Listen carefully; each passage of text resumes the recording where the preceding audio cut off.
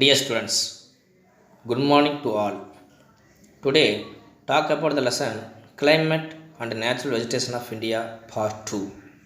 India divided into two monsoon period. First one, south-west monsoon and northeast monsoon. First one, southwest monsoon or rainy season.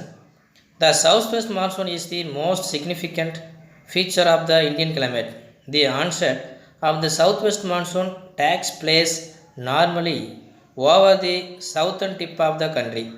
By the first week of June, advances along the Konkan coast in early June and covers the whole country by the 15th July. The monsoon is influenced by global phenomenon like El Nino. அதாவது தென்மேற்கு பருவக்காற்று காலங்களில் இந்தியாவுடைய முக்கிய அம்சமாக விளங்குது. பருவக்காற்று பொதுவாக ஜூன் முதல் இந்தியாவினுடைய தென்பகுதியில் தொடங்கி கொங்கண கடற்கரை பகுதிக்கு ஜூன் 2வது வாரத்தில் ஜூலை 15இல் அனைத்து இந்திய பகுதிகளுக்கும் முன்னேறி வருது. உலகளாவிய காலநிலை நிகழ்வான எல் நினோ தென்மேற்கு பருவக்காற்று காலத்தில் மிகப்பெரிய தாக்கத்தை ஏற்படுத்துது. Prior to the onset of the southwest monsoon, the temperature in North India reaches up to 46 degrees Celsius. The sudden approach of monsoon wind over South India with lightning and thunder is termed as the break or burst of monsoon. It lowers the temperature of India to a large extent. The monsoon wind strikes against the southern tip of Indian landmass and gets divided into two branches. One branch starts from Arabian Sea and the other from the Bay of Bengal. தென்மேற்கு பருவக்காற்று தொடங்குவதற்கு முன்னாடி வட இந்தியாவினுடைய வெப்பநிலையானது 46 degree Celsius வரை உயருது. இப்பருவக்காற்றில் இடி மற்றும் மின்னலுடன் கூடிய தூக்கம் பருவமழை வெடிப்பு எனப்படுது. இது இந்தியாவின் வெப்பநிலையை பெருமளவில் குறைக்கிறது. இக்காற்று இந்தியாவுடைய தென்முனையை அடையும் பொழுது 2 கிளைகளாக பிரிக்குது. ஃபர்ஸ்ட் ஒன்று அரபிக்கடல் கிளையாகவும் மற்றொன்று வங்காள விரிகுடா வழியாகவும் வீசுது. The Arabian Sea branch of southwest monsoon gives heavy rainfall to the west coast of India as it is located in the windward side of the Western Ghats. The other parts which advances towards northeast obstructed by Himalayan mountains and resulted in heavy rainfall in north. As Aravalli mountain is located parallel to the wind direction, Rajasthan and western part do not get much rainfall from this branch. Dear students, தென்மேற்கு பருவக்காற்றுடைய அரபிக்கடல் கிளையானது மேற்கு தொடர்ச்சி மலையில் மேற்கு சரிவுகளில் மோதி பலத்த மழைப்பொழிவை தருகிறது. இக்கிளையானது வடக்கு நோக்கி நகர்ந்து இமயமலையால் தடுக்கப்பட்டு வட இந்தியா முழுவதும் கனமழையை தோற்றுவிக்கிறது. ஆரவல்லி மலைத்தொடர் இக்காற்று வீசும் திசைக்கு இணையாக அதாவது பேரலாக இருக்கிறதுனால ராஜஸ்தான் மற்றும் வட இந்தியாவின் மேற்கு பகுதிக்கு மழைப்பொழிவை தரதில்லை. Bay of Bengal branch moves towards north east India and Myanmar. This wind is trapped by a chain of mountains, namely Karo, Khasi and Jaintia are mainly responsible for the heaviest rainfall caused at Mawsyn Ram located in Meghalaya. Later on, this wind traveled towards west which result in decrease in rainfall from east to west. Overall, about 75% of Indian rainfall is received from this monsoon. Students, வங்காள விரிகுடா கிளையானது வடகிழக்கு India மற்றும் மியான்மரை நோக்கி வீசுது.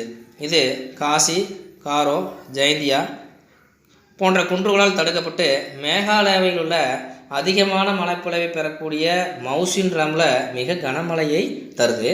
பிறகு இக்காற்று கிழக்கிலிருந்து மேற்கு நோக்கி நகரும்போது மழைப்பொழிவு அளவு குறைந்து கொண்டே செல்லுது. இந்தியாவுடைய ஒட்டுமொத்த மழைப்பொழிவில் 75% மழைப்பொழிவானது இப்பருவக்காற்று காலத்தில் நடக்குது. தமிழ்நாடு மலைமறை பகுதியில் அமைந்துள்ளதால் குறைவான மழைப்பொழிவை பெறுது. அதாவது நமக்கு பார்த்திங்கன்னா இந்த வங்காள விரிகுடாவில் கிளையின் மூலமாக தான் தமிழ்நாட்டுக்கு போதுமான அளவு நம்ம மழையை பெற முடியும்.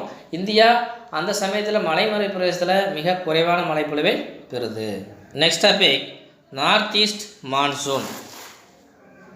The southwest monsoon begins to retreat from the North India by the end of September due to the southward shifting pressure belt. The southwest monsoon wind returns from Indian landmass and blows towards the Bay of Bengal.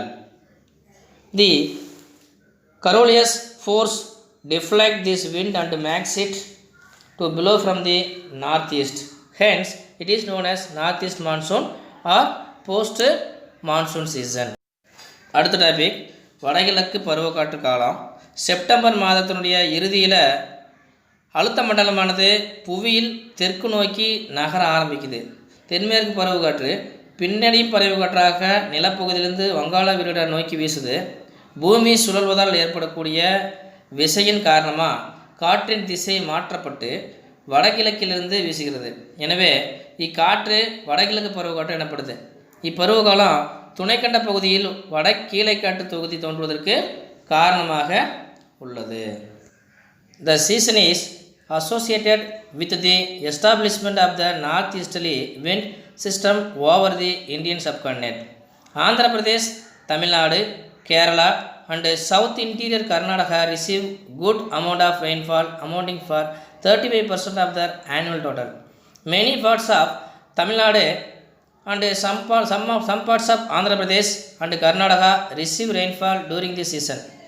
Due to the storms forming in the Bay of Bengal, large scale losses to life and property occur due to heavy rainfall, strong winds and storm surge in the coastal regions. The daytime temperatures start falling sharply all over the country. இப்பருவக்காற்றானது Kerala, Andhra, Tamil Nadu மற்றும் கர்நாடகாவின் உட்பகுதியில் நல்ல மழைப்பொழிவை தருது. இப்பகுதியில் மொத்த மழைப்பொழிவில் சுமார் 35% பெறுது. வங்கக்கடலில் உருவாகும் புயலால் தமிழ்நாட்டின் பல பகுதிகளும் ஆந்திரா மற்றும் கர்நாடகத்தினுடைய சில பகுதிகளும் மழையை தருது. கடற்கரை பிரதேசங்களில் கனமழையுடன் கூடிய பலத்த புயல் காற்று பெரும் உயிர் சேதத்தையும் பொருட்சேதத்தையும் ஏற்படுத்துது. இப்பருவத்தில் நாடு முழுவதும் பகல் நேர வெப்பநிலை வீழ்ச்சி அடையுது.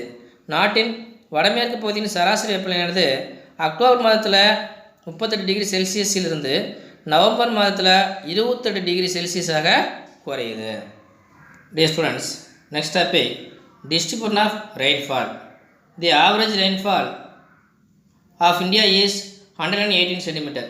However, the spatial distribution of rainfall in the country is highly uneven. Maushindram, the place which receives highest rainfall in the world, it is located in Meghalaya. The western coast Assam, South Meghalaya, Tripura and Nagaland and Arunachal Pradesh and the heavy rainfall areas which get more than 200 cm rainfall. The whole of Rajasthan, Punjab, Haryana, western and southwestern part of Uttar Pradesh, western Madhya Pradesh, the entire Deccan Trough or flat region east of Western Ghats, except for a narrow strip along Tamil Nadu coast receive a low rainfall of less than 100 cm. The rest of the areas receive a rainfall ranging between 100 and 200 cm. Dear students, மேற்கு கடற்கரை, அஸ்ஸாம், மேகாலயாவின் தென்பகுதி, திரிபுரா, நாகாலாந்து, அருணாச்சல பிரதேசம் போன்ற பகுதிகள் 200 சென்டிமீட்டருக்கும் அதிகமான மழைப்பொழிவையும் பெறுகின்றன. ராஜஸ்தான் மாநிலம் முழுவதும், பஞ்சாப், ஹரியானா, உத்தரப்பிரதேச மாநிலத்தின் மேற்கு மற்றும் தென்மேற்கு பகுதிகள், மத்திய பிரதேசத்தினுடைய மேற்கு பகுதி மற்றும் மேற்கு தொடர்ச்சி மலையினுடைய கிழக்கு பகுதி மற்றும் தக்கான பீடபூமி பகுதி மற்றும் தமிழக கடற்கரையின் ஒரு குறுகிய பகுதி போன்றவை 100 சென்டிமீட்டருக்கும் குறைவான மழைப்பொழிவை பெறுகின்றன. மற்ற பகுதிகள் 100 முதல் 200 சென்டிமீட்டர் மழைப்பொழிவை பெறுகின்றன. டியர் ஸ்டூடெண்ட்ஸ், இது மேப்பில் கேட்கும்போது அது ஹையஸ்ட் ரெயின்ஃபால் இல்லைனா 100 சென்டிமீட்டர் ரெயின்ஃபால் இல்லைனா 200 சென்டிமீட்டர் ரெயின்ஃபால் அப்படின்னு கேட்பாங்க. அதுக்கு இந்த பிளேசஸ் எல்லாம் கொஞ்சம் நோட் பண்ணிக்கிட்டிங்கன்னா கொஞ்சம் ஹெல்ப்ஃபுல்லாக இருக்கும். Okay students, next topic, natural vegetation. Natural vegetation refers to a plant community unaffected by man either directly or indirectly. It has its extensions in certain natural environment. Natural vegetation includes all plant life forms such trees, bushes, herbs and forbs, etc. that grow naturally in an area and have been left undisturbed by humans for a long time. அதாவது இயற்கை தாவரம் என்பது நேரடியாகவோ அல்ல மறைமுகமாகவோ மனிதனுடைய உதவி இல்லாமல் இயற்கையாக வளர்ந்துள்ள தாவரம் இயற்கை தாவரம். இவை இயற்கை சூழலில் காணப்படுது. ஒரு பகுதியில் இயல்பாகவே நீண்ட காலமாக மனிதர்களின் தலையீடின்றி இயற்கையாக வளரும் மரங்கள், புதர்கள், செடிகள், கொடிகள் போன்ற அனைத்து தாவர உயிரினங்களையும் இயற்கை தாவரங்கள் என கூறலாம். Climate, soil and landform characteristics are the important environment control of natural vegetation. On the basis of the above factors, the natural vegetation of India can be divided into the following types. அதாவது காலநிலை, மண்வகைகள், மழைப்பொழிவு மற்றும் நிலத்தோற்றங்கள் ஆகியவை இயற்கை தாவரங்கள் பரவல் மற்றும் வளர்ச்சியை கட்டுப்படுத்துது. மேற்கண்ட காரணிகளில் அடிப்படையில் இந்தியாவின் இயற்கை தாவரங்கள் பின்வருமாறு வகைப்படுத்தப்பட்டுள்ளது. First one, tropical evergreen forest. These forests are found in areas with 200 cm or more annual rainfall. The annual temperature is about more than 22 degrees Celsius and the average rainfall. Humidity exceeds 70% in this region. Western Ghats in Maharashtra, Karnataka, Kerala, Andaman Nicobar Islands, Assam, West Bengal, Nagaland, Tripura, Mizoram, Manipur and Meghalaya states have these types of forest. The most important trees are rubber, mahogany, ebony, rosewood, coconut, bamboo, cinchona, palm, ironwood and cedar. These have not been fully exploited due to lack of transport facilities. அதாவது அயனமண்டல பசுமைமர காடுகள். இந்த வகையான காடுகளில் அதனுடைய ஆண்டு மழைப்பொழிவானது 200 சென்டிமீட்டருக்கும் அதிகமாக இருக்கணும்.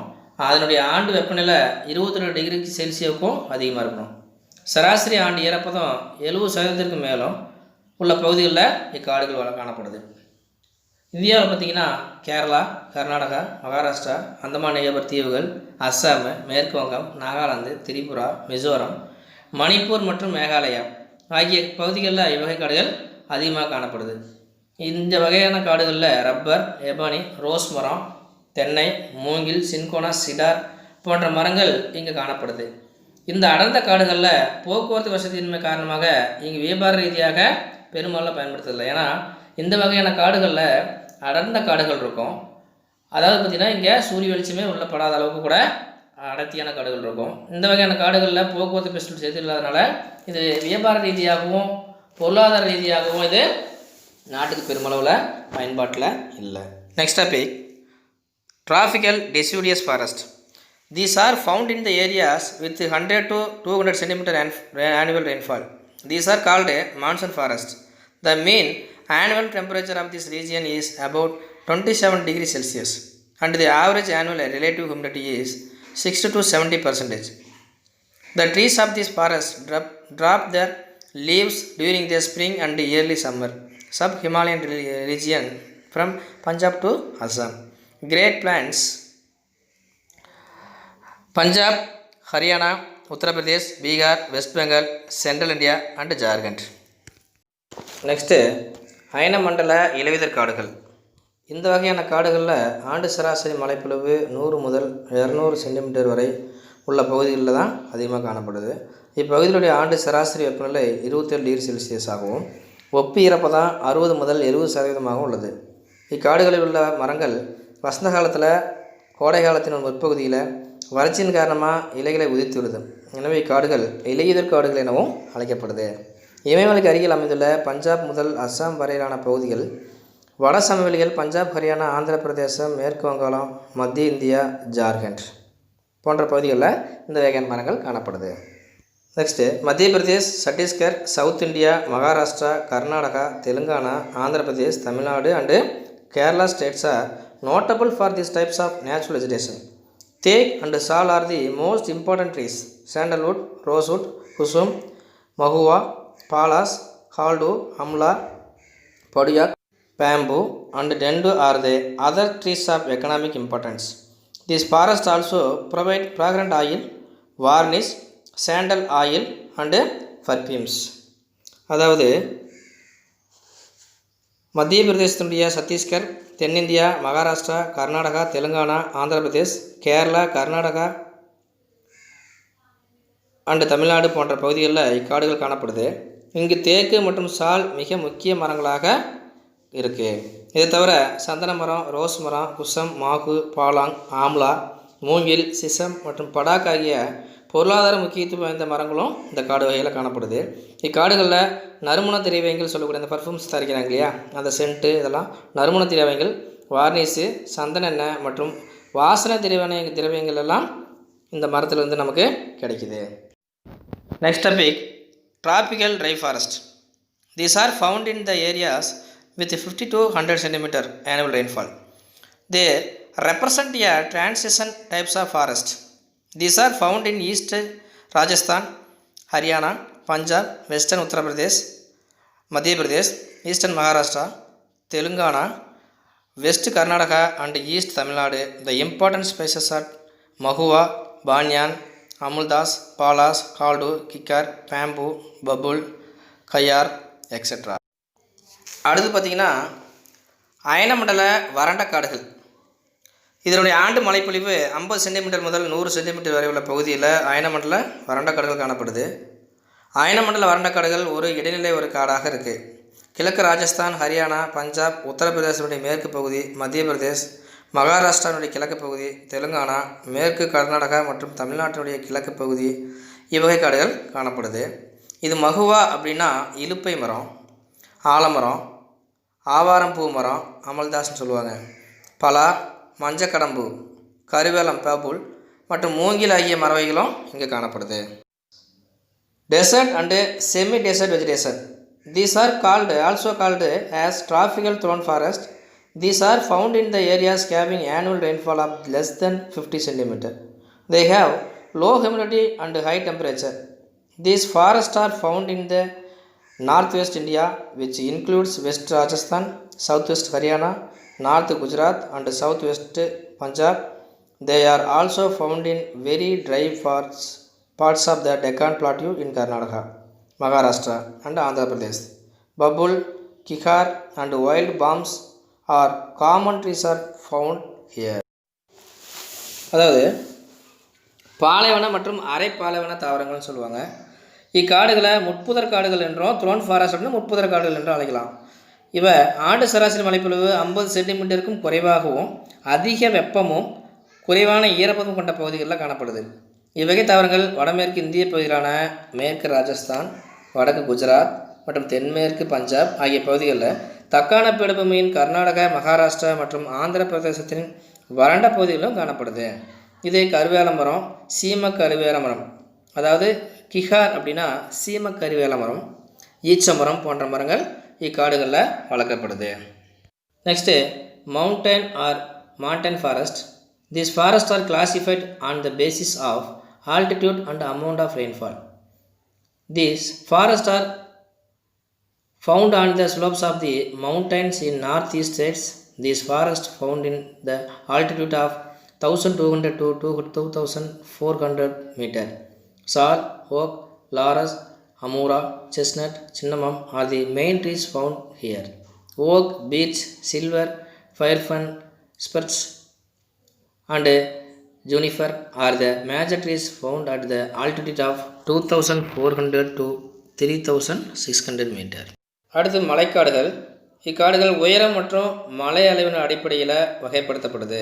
இக்காடுகள் மேற்கு இமயக மலைக்காடுகள் மற்றும் கிழக்கு இமயமலைக்காடுகள்னு 2 வகை பிரிக்கிறாங்க. ஃபஸ்ட்டு கிழக்கு இமயமலைக்காடுகளை பற்றி பார்ப்போம். வடகிழக்கு இந்திய மாநிலங்களில் உள்ள கிழக்கு இமயமலை சரிவுகளில் இவை காணப்படுது. 200 சென்டிமீட்டருக்கும் அதிகமான மழைப்பொழிவை பெறுது. மேலும் பசுமை மரக்காடுகள் வகையை சேர்ந்தவை. 1200 முதல் 2400 மீட்டர் உயரம் வரை உள்ள பகுதியில் மட்டும் இது காணப்படுது.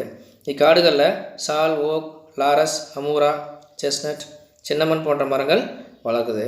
2400 முதல் 3600 மீட்டர் உயரங்களில் oak, birch, silver, fir, pine, spruce, juniper போன்ற மரங்களும் காணப்படுது. Western Himalayan forest. The rainfall of this region is moderate. These forests are found in Jammu and Kashmir, Himachal Pradesh and Uttarakhand. Up to 900-meter altitude semi-desert vegetation is found at it is known for bushes and small trees. At altitude from 900 to 1800 meter, cheer is the most common tree. From 1800 to 3000 meter is covered with a semi-temperate coniferous forest. இது மேற்கு இமயமலை காடுகள் Jammu and Kashmir, Himachal Pradesh, Uttarakhand போன்ற மாநிலங்களில் மிதமான மழைப்பொழிவு உள்ள பகுதிகளில் இக்காடுகள் வளர்க்கப்படுது. சுமார் 900 மீட்டர் உயரமுள்ள பகுதியில் அரை பாலைவன தாவரங்களான சிறு புதர் கொடிகள், மரங்கள் போன்றவை வளர்கின்றன. சுமார் 900 முதல் 1800 மீட்டர் உயரம் உள்ள பகுதிகளில் சிர்பைன் எனப்படும் மரங்கள் அதிகமாக காணப்படுது. சால், சீமோல், டாக், ஜாமுன், ஜுஜிபி ஆகிய மரங்களும் இங்கே முக்கிய மரங்களாக காணப்படுது. 1800 முதல் 3000 மீட்டர் உயரமுள்ள காடுகள் பகுதிகளில் மித வெப்பமண்டல ஊசியில காடுகள் பரவி இருக்கு. இக்காடுகளில் சீர், நீலபைன், பாப்புலர், பீர்ஸ், எல்டர் போன்ற மரங்களும் வளர்க்கப்படுது. Next topic alpine forest. It occurs all along the Himalayas with above 2400 meter altitude. These are purely having coniferous trees. Oak, silver fir, pine and juniper are the main trees of this forest. The eastern parts of Himalayas has large extents of this forest. Next, tidal forest. These forests occur in and around the deltas, estuaries and creeks prone to tidal influences and as such are also known as delta or swamp forest. The delta of the Ganga Brahmaputra has the largest tidal forest. The deltas Mahanadi, Godavari and Krishna rivers are also known for tidal forest. These are also known as mangrove forest. அடுத்து நம்ம பார்க்க போகிறது ஓத அலை காடுகள்னு சொல்லுவாங்க. இங்கே ஓத அலைகள் காரணமாக உருவாகக்கூடிய காடுகள். இக்காடுகள் டெல்டாக்கள், பொங்கு முகங்கள் மற்றும் களிமுக பகுதியில் காணப்படுது. இவை ஓதங்களுடைய ஆதிக்கத்திற்கு உள்ளாவதால் சதுப்பு நில காடுகள் என்று மற்றும் டெல்டா காடுகள் எனவும் அழைக்கப்படுது. கங்கை பிரம்மபுத்திரா டெல்டா பகுதிகளில் உலகில் மிகப்பெரிய சதுப்பு நில காடுகள் உள்ளன. மகாநதி, கோதாவரி மற்றும் கிருஷ்ணா நதிகளின் டெல்டா பகுதியிலும் இவ்வகை ஓதக்காடுகள் காணப்படுகின்றன. இவை மாங்க்ரோவ் காடுகள் எனவும் அழைக்கப்படுது. இதை அடிக்கடி கேட்பாங்க. டைடல் ஃபாரஸ்ட்டாக other known as mangrove forest அப்படின்னு கேட்பாங்க. நோட் பண்ணிக்கோங்க. நெக்ஸ்ட் டாபிக் வைல்ட் லைஃப், வன உயிரினங்கள் பற்றி பார்க்க போகிறோம். The term wild life includes animals of any habitat in nature. Wild animals are non domesticated animals and include both vertebrates and non-vertebrates. Vertebrates, fish, amphibians, reptiles, birds and mammals. And invertebrates, bees, butterflies, moths, etc. India has a rich and diversified wildlife. The Indian fauna consists of about 81,251 species of animals out of the world's total about 1.5 million spices. அதாவது வன உயிரினங்களில் இயற்கை சூழ்நிலை அல்லது காடுகளை வாழிடமாக கொண்டு வாழும் விலங்குகள் வன உயிரினங்கள் என்று அழைக்கப்படுது. வன உயிரினங்கள் இரு பிரிவுகள் உள்ளடக்கியது. ஒன்று முதுகெலும்பு உள்ளவை இன் வெர்டிபிள்ஸ் அண்டு நான் இன் வெர்டிபிரேட்ஸ். வெர்டிபிரேட்ஸ்னால் முதுகெலும்பு உள்ளவை, மீன், இருவாழ்விகள், ஊர்வன, பறவைகள், பாலூட்டிகள் இவையெல்லாம் முதுகெலும்பு உள்ளவை. முதுகெலும்பு அல்லாதவை தேனீ, பட்டாம்பூச்சி, அந்திப்பூச்சி போன்றவை முதுகெலும்பு இல்லாதவை. இந்தியா அதிக வன உயிரினங்களையும் வன உயிரின வகைகளையும் கொண்ட நாடு. உலகில் உள்ள 1.5 மில்லியன் வகையான வனவிலங்கு உயிரினங்கள் இந்தியாவில் மட்டும் 86,251க்கும் மேற்பட்ட வகையான வனவிலங்கினங்கள் உள்ளன. Our country is home to tigers, lions, leopards, snow leopards, pythons, wolves, foxes, bears, crocodiles, rhinoceros, camels, wild dogs, monkeys, snakes, antelopes, species, deer species, varieties of bison and the mighty Asian elephant. Hunting, poaching, deforestation and the anthropogenic interference in the natural habitats have caused the extinction of some species and many are facing the danger of extinction. நம்ம நாட்டில் புலி, சிங்கம், சிறுத்தை, பனி சிறுத்தை, மலைப்பாம்பு, நரி, ஓநாய், கரடி, முதலை, காண்டாமிருகம், நீர் யானை, ஒட்டகம், வரிக்குதிரை, காட்டு நாய், குரங்கு, பாம்பு, காட்டெருமை, வலிமைமிக்க யானை வகை போன்ற வனவிலங்குகளின் வாழிடமாக இந்தியா திகழ்கிறது. வேட்டையாடுதல், காடழிப்பு மற்றும் இதர மனித குறுக்கீடுகளானது வனவிலங்குகளின் வாழிடங்கள் அழைக்கப்பட்டு பல உயிரினங்கள் அழிவின் விளிம்பில் உள்ளது. இவ்வனவிலங்குகளை பாதுகாக்கவும் சூழலியல் சமநிலைத்தன்மையை பராமரிக்கவும் இச்சூழலில் வன உயிரிகளின் பன்மை தன்மையை பாதுகாப்பது நம் நாட்டிற்கு அவசியமான ஒன்றாகும். Next, the Indian Board of Wildlife (IBWL). It was constituted in 1952 to suggest means of protection, conservation and management of wildlife to the government. The Government of India enacted Wildlife Protection Act in 1972 with the objective of effectively protecting the wildlife of the country and to control poaching, smuggling and illegal trade in wildlife and its diversities. அடுத்து, இந்திய வனவிலங்கு வாரியம் IBWL 1952 ஆரம்பித்தாங்க. 1952ஆம் ஆண்டு வனவிலங்குகள் பாதுகாப்பு மற்றும் மேலாண்மை குறித்த பரிந்துரைகளை அரசாங்கத்திற்கு வழங்க நிறுவப்பட்ட அமைப்பு தான் இந்த வனவிலங்கு வாரியம். வனவிலங்குகளை பாதுகாக்கவும் வேட்டையாடுதல், கடத்துதல் மற்றும் சட்டவிரோத வணிகம் ஆகியவற்றை கட்டுப்படுத்தும் நோக்கத்தோடு இந்திய அரசு 1972இல் வனவிலங்கு பாதுகாப்பு சட்டத்தை இயற்றியது. 1992இல் நடைபெற்ற ஐக்கிய நாடுகள் சபையில் உயிரியல் பன்மை மரபு என்ற கருத்தரங்கில் நாடுகள் தமது உயிரியல் வளங்களை பயன்படுத்தும் இறையாண்மை அங்கீகரிக்கப்பட்டது. To preserve the country's rich and diverse wildlife, a network of 102 national parks and about 515 wildlife sanctuaries across the country has been created. Project Tiger was launched in April 1973 with the aim to conserve tiger population in especially constituted tiger reserve in India.